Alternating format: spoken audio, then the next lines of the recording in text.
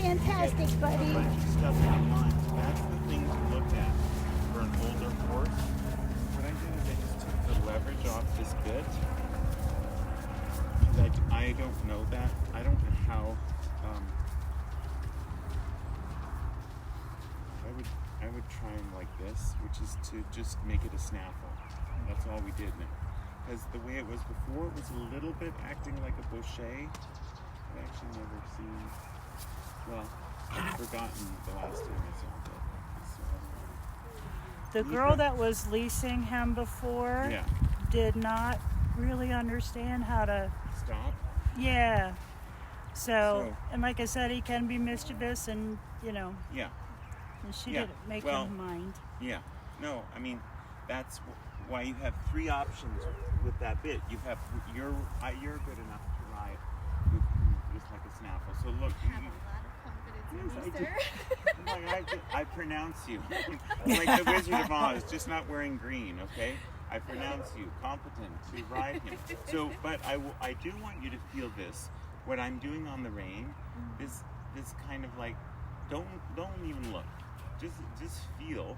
What I do is see how look at these muscles. They're kind of like, they're not like this. So people say, keep your hands still. Don't keep your hands still.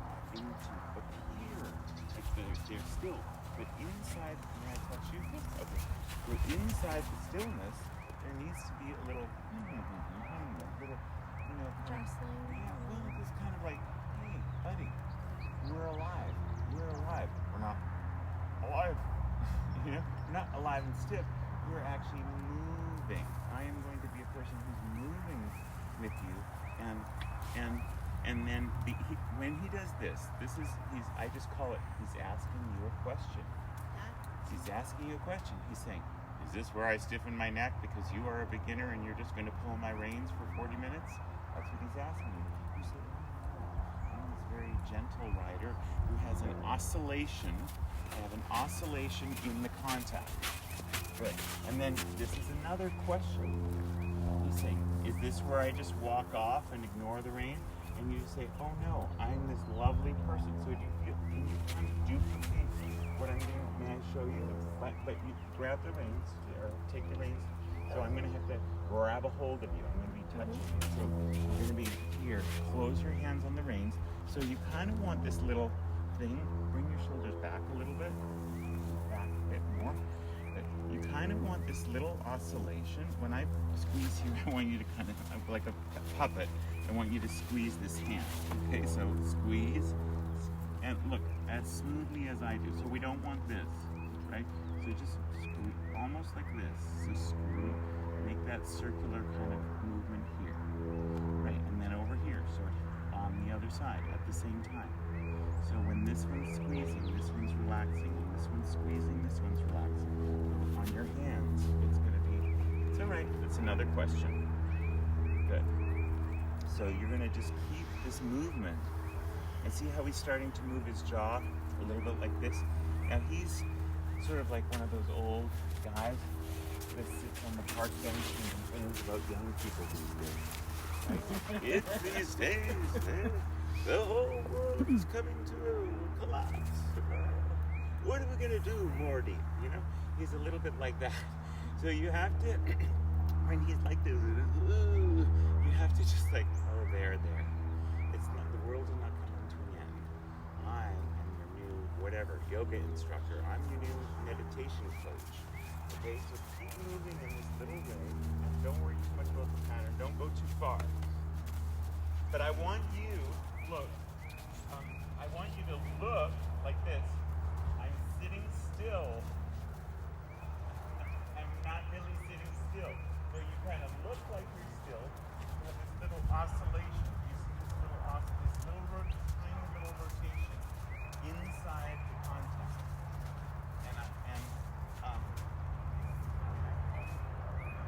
This is what my teacher did. Grab around.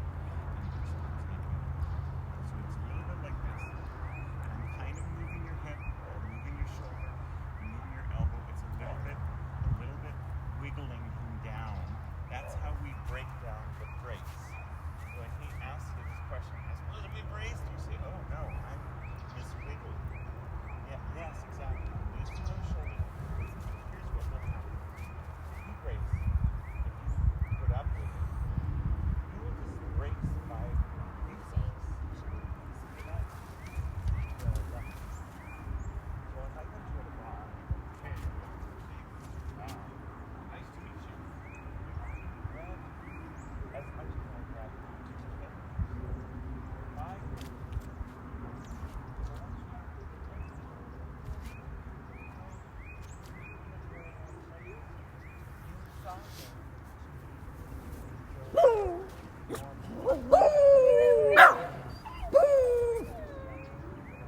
just different.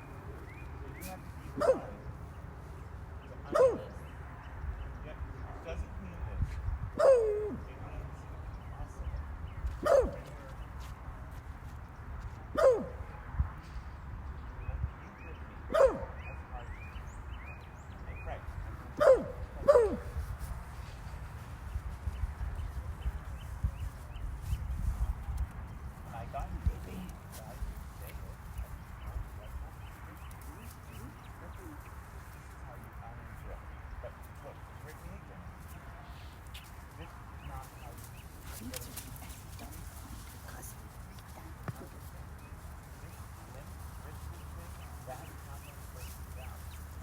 You're wet, baby.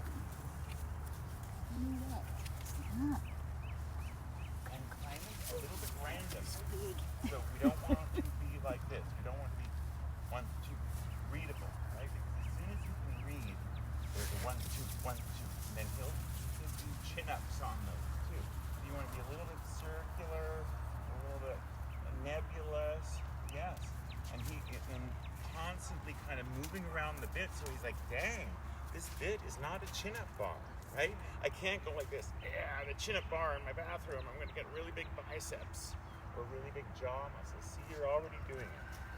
If you understand, so you don't have to ride the way I would ride him, because if I would ride him, my boots would not have any soles. So you don't want to copy the way I would do it.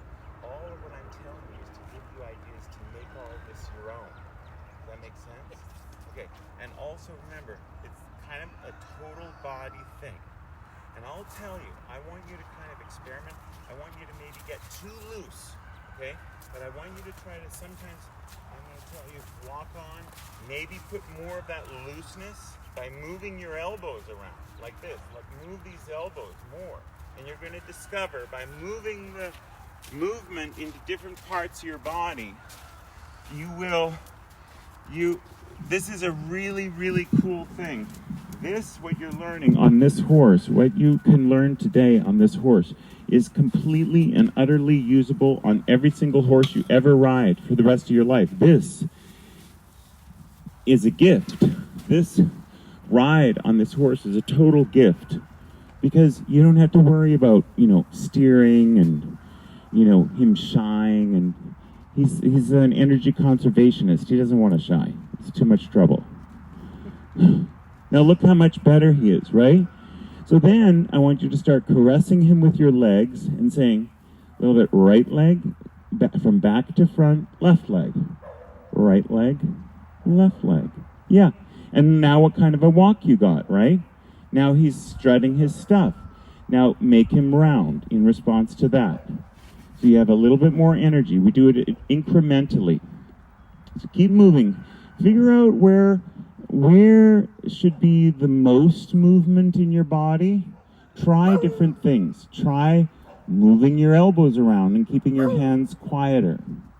Try moving your wrists around and keeping the rest of it all quieter. Yes, okay, that was better, right? So this is how you discover exactly where to put the movement. Then try moving your shoulders around. Just kind of roll those shoulders around and just see what that does. It does different things. And then try moving your waist around. So push your right waist forward and your left waist forward. That's very, very helpful in getting the horse's head to go down. You push your left waist forward, your right waist forward. Now when we do that, I don't want you to push your left waist to the left. So watch me. Linette. So make sure when you do this pushing, you're going forward. So this is what we don't want. Look at me. Not left and right. Yes, it's like you're rotating. Yes. Look how much rounder he is. This is actually the best ride I've seen you do, Linette. I really like you on this horse. This would be, to me, a better horse, because the other mares really, maybe more athletic, blah, blah, blah. But this is a better match for her. He's sweet. I've had him since he's 4 months old. I love this horse for you. Linette. He's a good boy. He gives me really long hugs, too. Aw, he's a lover. Not a fighter, he's a lover. So, but keep a connection. I want you to feel like you generate some more impulsion. So let's stroke him on the left, stroke him on the right, because here's a distraction. He's asking you a question. Is the paint horse over there more interesting than Linette? And your answer is, oh no, I'm completely and utterly fascinating. How could you even begin that question? Good. Whenever he goes down and around like this, when he goes down and around like that, I want you to mutter to him, good boy. I know you did. Yeah, but you just say, good boy. And then kind of keep your elbows as snug to your body as you can, but your hands closed and your wrists more relaxed every time you say, good boy. So one of the things that you did was to relax your wrists. If he doesn't turn, you tap with the right leg rather than pulling your right heel up. So just go tap, knock, who's there? Good boy. All right. And changing direction is always advisable. If the horse is starting to bulge out on a shoulder, the best thing to do is to make that turn using your outside leg. No, he's a swan. He's a communicator.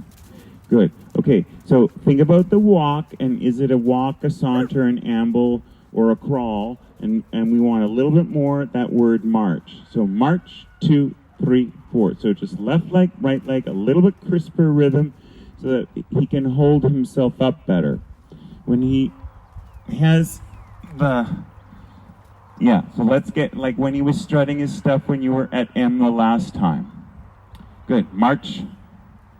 Yeah, that's good with your leg. Good with your leg. Keep your heels down while you're circling like that. And when you circle back, try to circle as much as possible from the hip joint. So it's easier and less effort to circle just from the knee down. But if you only circle from the knee down, you'll end up kind of in a chair seat. So you have to take the knee a little bit off and bring it back as well. Does that make sense? Yes. Which one? Yes. One and then the other. Just one at a time. Like people say, what do you have in your store at Indigo? I say, yes, absolutely. You need to come and find out because I have no idea. So, it's a little bit, that's a very good question, but it's not so much the answer that's interesting, and here's the thing. This is how you teach yourself to ride. Guess. Just go, well, it could be the left, it could be the right. So let me try the left, let me try the right. And then you run an experiment. Hey, it could be the left, right, left. And everything is always better when you slightly alternate, okay? Whenever you're riding in any way, and we're talking about this with Amy at the end of her ride, whenever your riding is becoming preponderant on one leg, or one rein, or one seat bone, that's the red flag to you. You're like, oops, I'm becoming a one-sided rider. So I need to shift the focus and because here's the thing, the horse never stops being a two-sided horse, right? So therein lies your answer. It's always, in a way, it's always both reins. It's one and then the other, and then one and then the other, back and forth, right? It's always both legs, because think about it. Okay, let's say his right hind leg is lazier, right? But if you address him with your right leg, and he starts stepping boldly with the right hind leg, and he responded correctly, then pretty soon his right hind leg is going to be outstripping his left hind leg, so sooner or later you will have to start driving him with your left leg. So, alternate. And that takes a lot of the guesswork out. Because look, if you just go like this, left, right, hand, pelvis, shoulder, leg, you're only half a second behind what would have been ideal. But you're in perfect time to create a rolling, kind of oscillating with the horse, and the horse should never stop oscillating. So left hand down, keep your left hand on the left side. That's also a red flag to yourself. If your outside rein crosses the wither, you actually sort of abdicate control over that side. Can we go to trot, or maybe on that wall over there, just a few strides? Don't worry about the pattern. I don't really care, as long as you're somewhat inside the arena. Keep balancing the contact between the reins. Stay on an inside track away from the wall, a couple meters off the wall, and then right away, look at him. Don't look across, because there's no jumps. We're not doing a jump course. You don't have to look way ahead. And just say, head down. So, head down, left hand down, right hand down. Left hand down, right hand down, with your fingers closed. Don't worry, I know he wants some Mountain Dew. He keeps coming over here for a little sip. Good. Good, and down in the bit. Soften your hands, soften your wrists. Super. Good. Good. Good, super. Talk to him with your voice. Yeah, now there's going to be places you're going to notice he's an old, he's a bit of an old codger. My son's been calling me a codger. I'm like, that's nice, really, really nice. Go on the diagonal. He's a bit of an old codger. Go on the diagonal, somewhere around here, and change rein. Wherever he wants to slow down and say, hey, why don't we always walk here, that is where you must do the opposite. You have to kind of lengthen stride where he wants to walk, volunteer the walk. So see when you're at M there, just go across some kind of diagonal. You can come across between E and K somewhere and change rein. Keep him going. Good. Super. Super. Keep breathing. Make sure. Look, he's like, we're headed for the gate. That was you? Okay. She's having a spasm. That's fair. He's like, she's spasming. What am I supposed to do, Morty? Right? I swear I'm gonna write a play about two old Jewish guys on the bench, reminiscing. Because some of my best friends are Jewish, and I'm part Jewish myself, that much. But deaf humor and amnesia humor, I've got to do it. Smooth posting, keep the reins slightly shorter, and keep the feeling like you're driving with the leg, you're squeezing him a little bit with the leg into the contact, and the message, yes. There's a flow of energy that comes from the haunches, comes over his back, over through the neck. Keep going. Don't let him walk in the same place every time. Good. So that's where you lengthen stride. That's where you think, okay, kick up our heels. Good. And head down. So hands have to go a little bit lower. And maybe slightly shorter, and oscillate. Oscillate. Yes. Good. Yes. Make sure you're not... Good. Okay. It's okay. Anytime she leans forward, he's going to stop. Yeah. Well, that was helpful from the owner, right? She knows that if you lean forward, because Amy here can relate, she's like, oh, yeah, that's happened to me. Yeah. So if you lean forward, he's going to stop. That's kind of the cue. Well, it's not a cue, it's just he's like, yeah. What do I do? She's going to come off. I better stop. So think of, while we're here in the walk, and I want you to take a little break, I still want him round. I want you to be working really hard on making that neck like a big, large inner tube, hooping up like that. But I want you to think about, remember when you closed your eyes when I was standing there, just for whatever you can stand, 2-3 seconds at a time. I want you to close your eyes, when you're not heading for a Mack truck, okay? So when, just here and there. And I want you to think about, where am I? Where is my weight relative to his forelegs? Where is it right now? And then open your eyes and close your eyes, and where is it? Am I a little bit to the left? Am I a little bit to the right? Am I right in the middle? Or am I getting pulled by some kind of discussion through the rein, or some kind of leaning that I'm doing in my torso Am I getting pulled off to one side?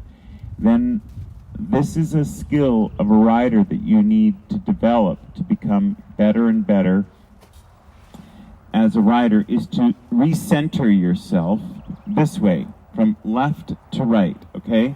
This is the most, look, make sure your mast going through the middle of your body is upright, like a sailboat that's at the mooring, right? And there's no wind, and there's no sail, okay? So it's not tilting at all, one way or the other. Then the next dimension that I want you to feel that is look at his ears. If you want him to turn, you got to look at his ears, not where you want to go. I know other people told you something different, but you have to look exactly where he is. Good, good, good. He turned, right? Yeah, I know. Look. Think about it. Think about it. This principle, what you just discovered, and why it was so cool.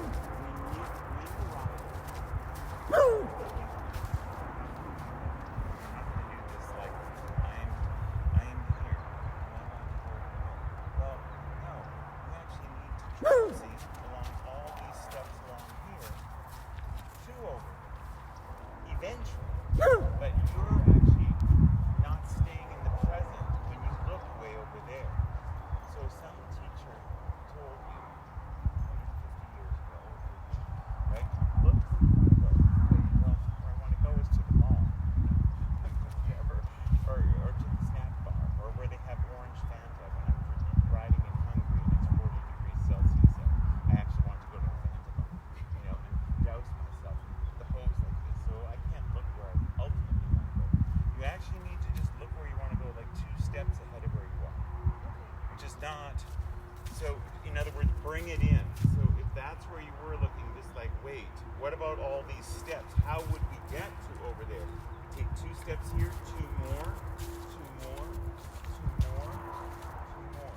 Because when you do this, your awareness separates from what he's actually doing underneath you. And that is if you get nothing from me today. So let's say you want to do a turn on the forehead. You want to do a turn on the forehead, 180 degrees, right? I'll walk with you and turn on the forehead. You just stay there and look, okay? So I would want to end up looking that way, right? So a couple of times when you're down at K, you want to turn. This is what you did when you did a short about turn. Look at me. You kind of did this. But the same with the turn on the forehead. What I want you to do is I want to do 1 step, like I've moved 5 minutes on a clock, and 5 minutes, and just have faith. I keep adding these 5 minutes, and 5 minutes, and 5 minutes, and 5 minutes. I will actually be looking to where I'm going, but you can't skip all those steps in between. So this is what is meant by be right here in the now, and look into the next 2 or 3 seconds or 2 or 3 steps. It takes way longer than 2 or 3 steps or 2 or 3 seconds to get way over there. Yes, yes. This idea of like drawing 2 instruments up and a window here. This prevents. See, you're taking in through all your senses, your smell, your hearing, your balance, your eyesight. You're taking in what the heck is going on. As soon as you look over here, just look over here. Just keep looking. Well, you don't know what the heck is going over here. You might have a hyper awareness of what's going over here, but the person never done something. And so you kind of abdicated.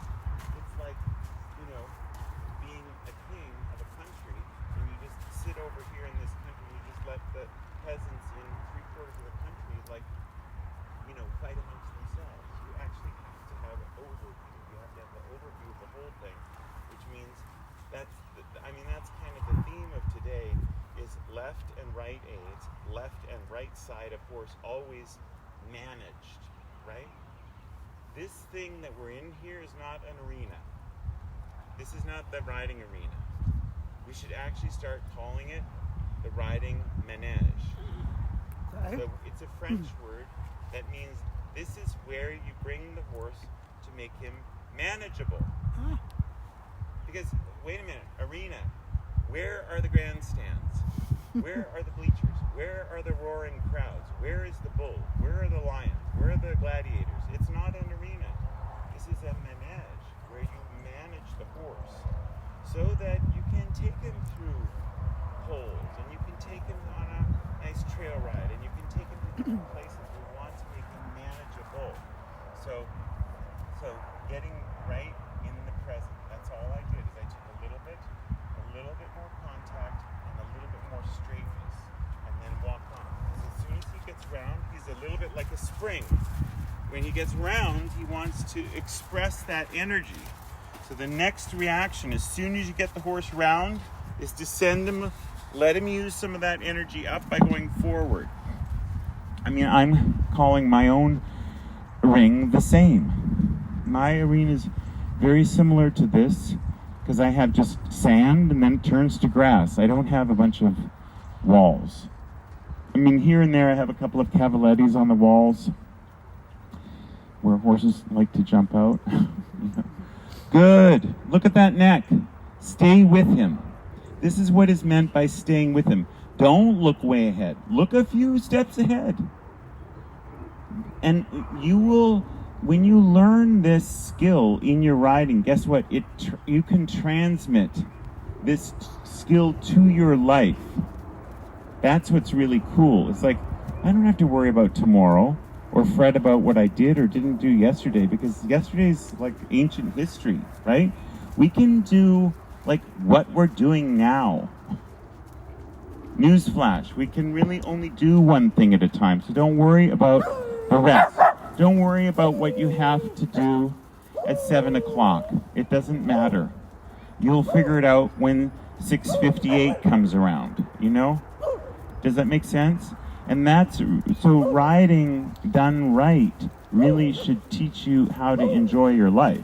I mean, because you're getting with the horse is teaching you, hey, stick with me, stick with the present, because every time you stay with him, the riding gets better. Every time you separate and you're going into a different time and space, or only managing one little part of him, you don't get rewarded. It gets difficult. So try to make him rounder and then march on. So much better, Linette. Do you feel it? And see, I want you to look like you're sitting still, but I want you to be constantly moving. So you have to figure out, that's a little bit of a game, right? You look like you're sitting still, but you're oscillating. Because what is he doing underneath you, Linette? His back is swinging. It's coming up on the left. It's coming up on the right. It's swinging forward over here. It's swinging forward over there. So it doesn't make any sense for you to sit still. I mean, you could sit still on a bronze horse, on a bronze horse that you climb aboard in Vienna on the Ringstrasse, where there's a statue at 2:30 in the morning. You can sit still on that for, until the police come and get you. But don't sit still, perfectly still. You want to sit, not still, you want to sit in balance. In balance means that you are part of the living organism. You are moving with him. You're moving with him in these tiny, tiny ways so that you aren't moving like a person. You're moving like a horse.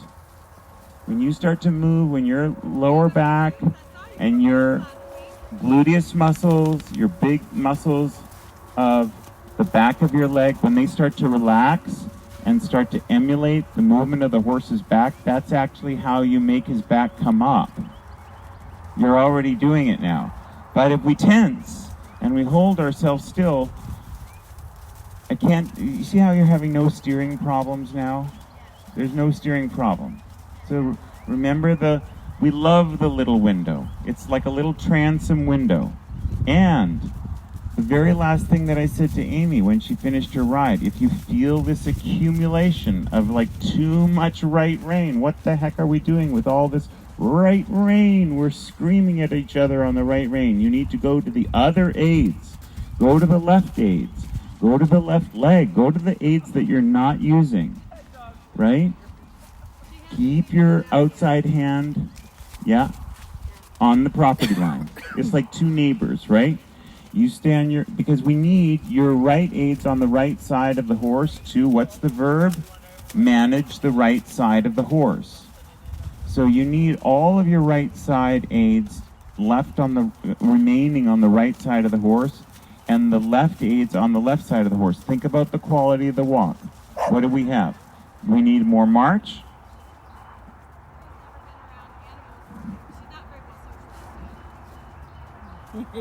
And he can, you know, we can give him a, he can have a ticket too. He can have a pause if he needs to go to the bathroom. I used to never allow that, and I'm like, you know. It's so much easier to clean up. Yeah, especially when I'm the pooper scooper. Yeah. Okay, questions, Linette, because I want this not to be all just about me talking.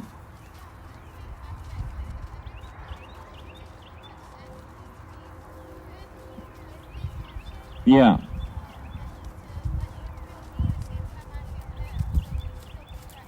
Right, right. And you look so much more relaxed. You look so much more with the horse.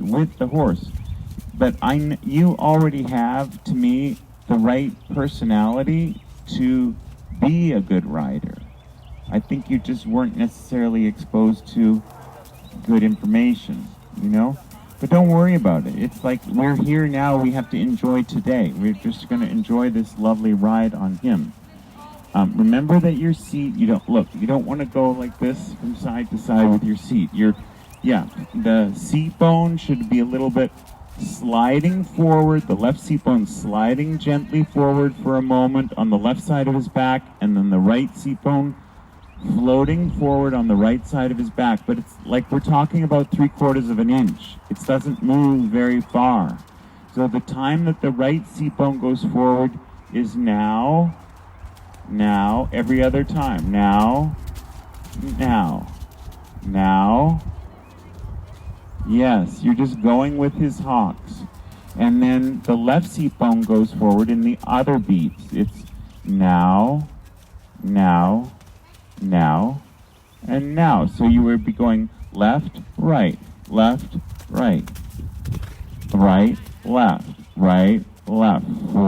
forward, parallel to his spine. And that gives these long back muscles. It gives the long back muscles on either side of his spine a little massage, which relaxes them and enables them to come up and stretch. When your seat bones stay perfectly like this, when they stay like this, it gives a little bit of a rub. So really what you're doing, I know we did stop here, we said we were going to do that, don't worry about it. We're finishing to show you. So basically, if you're the horse, you're kind of doing this. You're just doing this. Don't move. You're just kind of like floating. You're not actually moving along the back. You're just following and following and following and following. See how it ends up being like a lower back massage, right? Like I want somebody to come in. Okay. Come back to my back, because my back needs a massage. Because here's what happens when all of us get on the horse. Every horse's reaction is soon, and the bubble cloud over the head is this. Yikes. Oh my God. What the hell is that? So what do? Instantly, they brace their back. Oh, I have all this weight on my back. What am I supposed to do? Walk like this. Very stiff. And so you have to be, oh no, I'm that person that melts into you. I'm that person that through the movement, we actually join one another. And I'm not trying to sit up straight like a soldier. And this is the problem with some of the old military riding. They took guys off the street in the cavalry and they would take guys who hadn't taught riding, they gave them a manual and they're like, sit up straight, like this. And so they got kind of stuff done, but the horses sometimes were a little bit stiff. Unless the rider had this innate feeling for the horse, then 1 in 20 or 1 in 25 would have this like a magical effect on the horse, and the other 19 or the other 24 out of 25 would not. They would just be sitting rigid and the horse would be like this. That's why you look at a police horse where they're like, okay, I think I'm going to sign up to, do riot and crowd control. There's one horse that's maybe super round and the rest of them are not. Because it can't be too militaristic. It can't be too stiff. It has to be. We have to move inside this small range of movement. We want it small because if we do a big range of movement, we'll offset its balance. Right? If we're rigid, we're going to create this reaction of gripping or bracing. Yeah, for you and him. Because then you, in your inner thigh, you sense the brace, and so you have to be the peacemaker, the Madeleine Albright, right, who comes to extend the palm leaf and says, let's talk this through. Let's physically talk this through in the language that is meaningful to the horse. The language that's meaningful to the horse is movement, right? Because that's how they stay alive. That's how they lasted longer than we did as a species, by moving and getting the heck out of here. So he understands the language of movement. So for you to be a horse person or a horse lady or a horse they, right, is for you to become like him. Not for him to come and have a cocktail party at your house on Saturday night and learn to make small talk. He doesn't need to become a people person, you need to become the horse person. So that's what's stretching and growing for us as a rider, we as a person. And don't underestimate what I was saying before, those little awakenings that you have when you come into the present with your horse. It's not just good here in your riding. You take it into your life.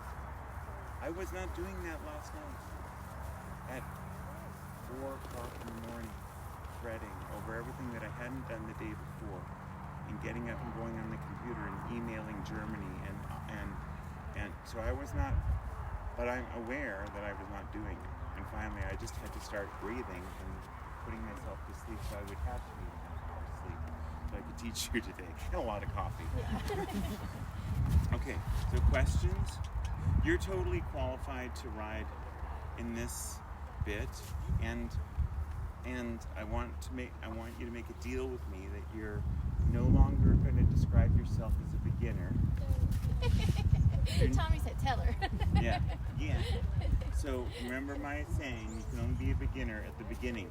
Okay. You can say, I'm an aspiring rider, or you can say, I'm a campaign rider. I'm campaigning. I'm working on my little physical and mental and spiritual campaign to become a better rider. Because you see, when you say that you're just a beginner, we've already limited our expectations, right? And I'm not talking about you bragging and being, puffed up chest like a rooster. I don't think you're going there, but I don't want you to be squelching. I feel like, all these little techniques and things that you're telling me, it's teaching me, which is phenomenal. That makes me still feel unknowledgeable like a novice rider. But when I'm telling you this stuff,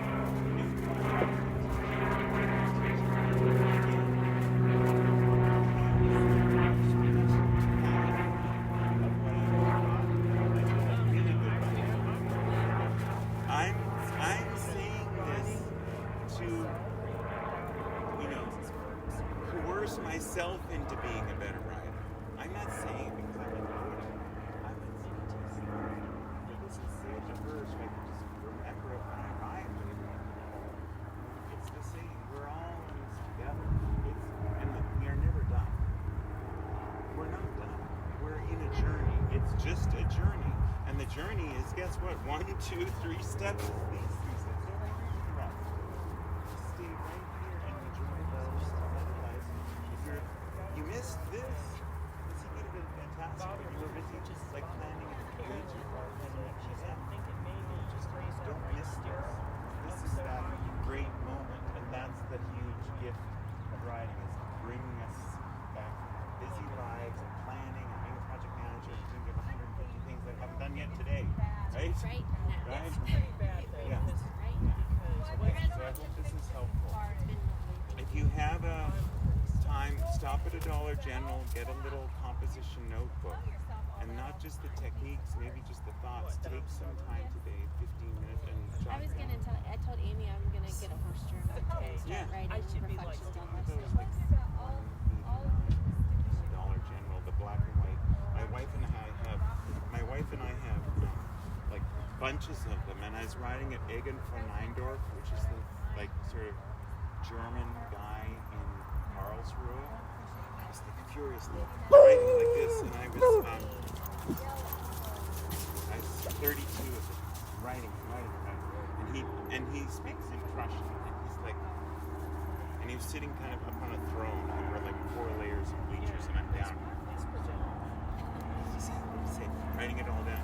He's like, Schreibst du? Which means what? You're writing a book? You know, it was very kind of like dismissive, but I was really hungry for the information. I wanted to write it all down. So, you know, he was being sort of sarcastic, but he had this like funny sense of humor. You know, he didn't speak any English. But I knew German. I'm not that great at speaking German, but I can understand it. So, yeah. So keep the book, keep the journals. You'll go back to them, you'll reread them, and remember a lot.